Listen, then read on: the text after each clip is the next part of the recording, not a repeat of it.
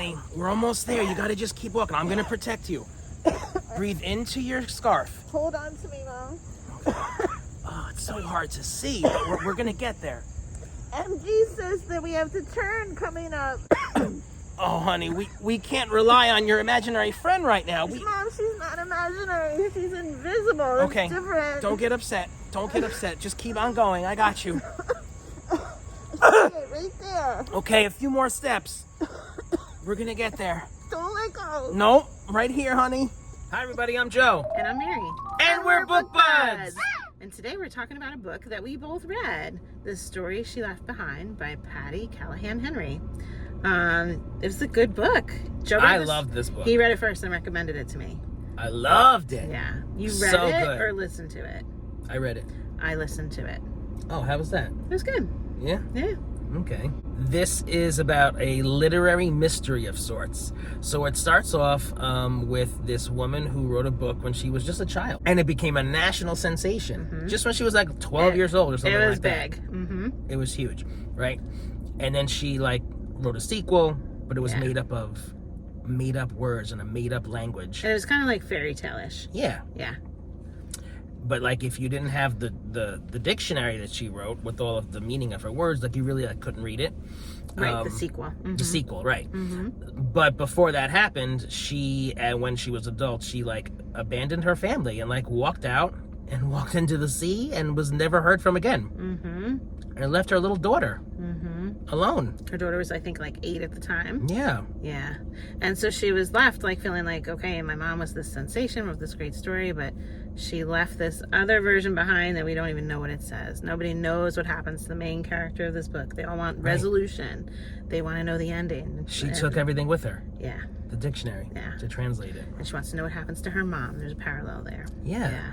So now she grows up and she one day gets a phone call from this man in London who got a hold of these papers in his recently deceased father's library that were her mother's book and dictionary, and it had a note that this is only to go to my daughter in the United States, whatever. So he got a hold of her. And it had to be hand delivered. He couldn't mail it. The note said that. And he was afraid of some bad luck or something if he didn't follow the person's wishes. And this was set many years ago. So there was no easy way to travel. So she had to get on a boat. And she had a daughter at this point. Yeah. Got on the boat with her daughter and traveled harsh conditions to go and get her mother's dictionary of these words. And really also hoping to find her mother or find out what happened to her mother. Because if the dictionary is there, did this person know her mom? Where are these loose ends gonna go? Yeah. Yeah. It was very exciting. It was. So this is why I don't know if this wasn't a historical fiction novel, but I love learning things that happened in real life. So Well, it was a little because of the fog. it totally was. Yeah. The smog, and we'll talk about later what this whole literary mystery is about. Oh, I didn't know that part. Okay. I'm going to tell you. I'm so excited. But yeah, so they get to London and they're going around, and the little daughter has asthma. And, we've heard of London fog and stuff like that. But, this was, a real issue. Seriously. As you saw in our scene. We tried to replicate it. I don't know. It was smoky. It was foggy. It was, very debilitating for her asthma. She could not breathe. And they can't see. I was panicked for them when I was reading that part. Right? Yeah. So, this was the Great Smog of 1952 in London, was caused by a combination of factors, primarily a prolonged period of still, cold weather and high levels of air pollution from coal burning. A temperature inversion trapped smoke and other pollutants from domestic coal fires and industrial sources, creating a thick, toxic smog that hung over the city for 5 days. It was really bad. This is so interesting. Yeah. Can you imagine living like that?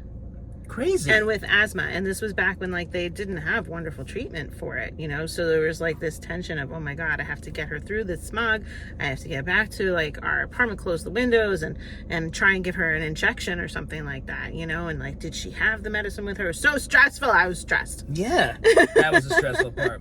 But do you remember when this happened to us?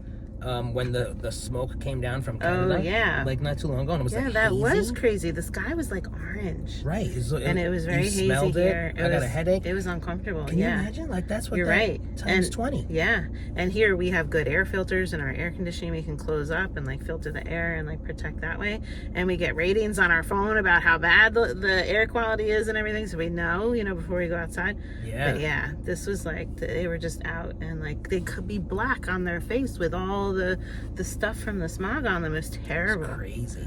Yeah. So while we were reading this, or while I was listening to it, I went to the city with my sister-in-law, and she had a cough, and they had a street fair, and they're cooking in the street, and there's all this smoke from the grills in the street, in addition to the like general like city air. Yeah. And I was like, oh my god, I have to get her inside. I have to get her inhaler. I was so stressed out. This was on your mind. It was. That's so funny. I remember that day. Yeah. Oh wow.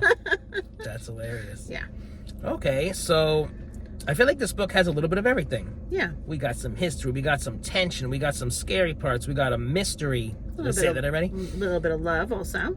Yeah. Yeah. You must have liked that part. I did.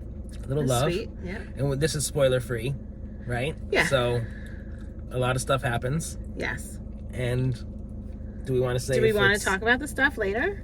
Do you want to? We can. Is there anything else that's non-spoilery that you want to talk about? I was so upset. Yeah. When. Wait, I can't say that yet. False alarm. Right. The little girl has an imaginary friend. Yes. And when you say like, oh, that's just your imaginary friend, she's like really like insistent that it's not imaginary, it's just invisible. And this friend is the character from the grandmother's story. Yeah. So that's also very interesting. It has a little bit of like a magical feel to it because you kind of buy in with this kid that this person's actually invisible and not imaginary. Like you enter into the magical nature of that story as well. Yeah, she was cute. I thought that the made-up words were kind of cool. Okay. Like when she was a little kid, she made up all these words to like embellish the feelings that she felt when something would happen or whatever. Kind of interesting. There was one that meant like the greatest love of all things or something like that, right? Like, yes. Such contentment and peace and love. Yes. Yeah. So I think the girl remembered that word, but there were so many words she didn't remember. Yeah. I thought it was like a very like sweet story. I just really really enjoyed it, and there was something that I wanted to read. Can I get that? Yeah, and I agree. It was definitely like a nice feel good kind of story, but with some intrigue and tension. Yeah. So this was a really sweet moment between two characters, and I think it's worth mentioning. The little kid says, "Mr. McGregor is scary. He cooked Peter Rabbit's father." And she says, "Indeed he did. The scary bits are always there." So she says, "Why the scary bits?" And this is the part that I loved. "Because the world has scary bits. Where is a better place to see it first than with Peter Rabbit?" So then the kid says, "I see, yes. And then we can know that there are still good parts." I mean, how cute is this? Yeah. And it's so true. And we all need to know this. And yeah, so I don't know. I just really loved it. It was Take very your phone. sweet. Wasn't that cute? It was cute. Yeah. Okay, so let's move on to some spoilers. Yeah, let's do it. So, did you think she was going to find her mom? No, I did not. I thought she was going to find out what happened to her. Yeah, I thought she was going to find out that her mom was dead. Like, that she had traveled there and where she disappeared to and her mom was dead. But she found her mom. Her mom was there. Yeah. And what was wild, like when she's falling in love with this guy that sent her the papers, and then it was his quote unquote aunt that was her mom, and she knew it as soon as she saw her. The mom recognized her and embraced her and everything. But there was this moment of, wait a minute, are we related? Between her and the guy. Yeah. And he always thought that was his aunt, but his dad had lied and just taken this woman into their compound. They were very wealthy. Right. Gave her a house to live in and just helped her to conceal her identity and stay safe there. Yeah. Yeah. But why this happened? She fled because there was a fire and her daughter was injured by this fire, and she felt that people were going to think that she was mentally unstable and unfit and not able to care for her kid. Yeah. And that she was going to get like locked away and the key thrown away, and maybe that is what would have happened at those times. Maybe. You know, because it seems like other people agreed and were like, yeah, you kind of had to do that. And that's just a terrible shame. That's terrible. Yeah. In the 50s. Yeah. Yeah. Very sad situation. Yeah. But it did have a nice happy ending. It did. Everybody was reunited. Mm-hmm. And it was a really nice, sweet story. Yeah. It set them, everybody, all the characters were set off onto a nice path together at the end. Yeah. So this was based on a real life literary mystery just like this. So this is based on Barbara Newhall Follett. At the age of 12, she wrote a novel called The House Without Windows. Okay? And it became like, she was like a child prodigy novelist, right? Mm-hmm. It was published in 1927 when she was 12 years old. She wrote a sequel, in December of 1939, age 25, she became depressed with her marriage and walked out of her apartment, never to be seen again. Okay?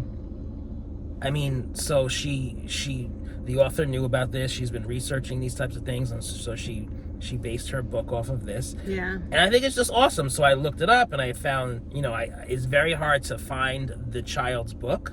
Oh, okay. I can't really find it. Uh-huh. But like I see the cover, it's on, you could Google it or whatever. Cool. But I want to read it. I want it to get out of the library, but it's not available. Yeah. That seems like it would be a hard one to find. Yeah. But that's so cool. And that mystery was never solved. She just disappeared and they didn't know what happened to her. So this was like her giving an ending. Right. Yeah. Right. Making it a happy ending. Yeah, that's special. Yeah. So what do you think, guys? Is this a book that you think you might check out? Let us know. If you're enjoying Book Buds, give us a thumbs up. And share us with your friends. And subscribe to our channel, Book Buds! I love my Book Buds. Oh, dude, you need to do that on camera and look at what you're doing. You're a hot mess. You love to point out my hot mess wig haps. Wig haps! I made up a new term.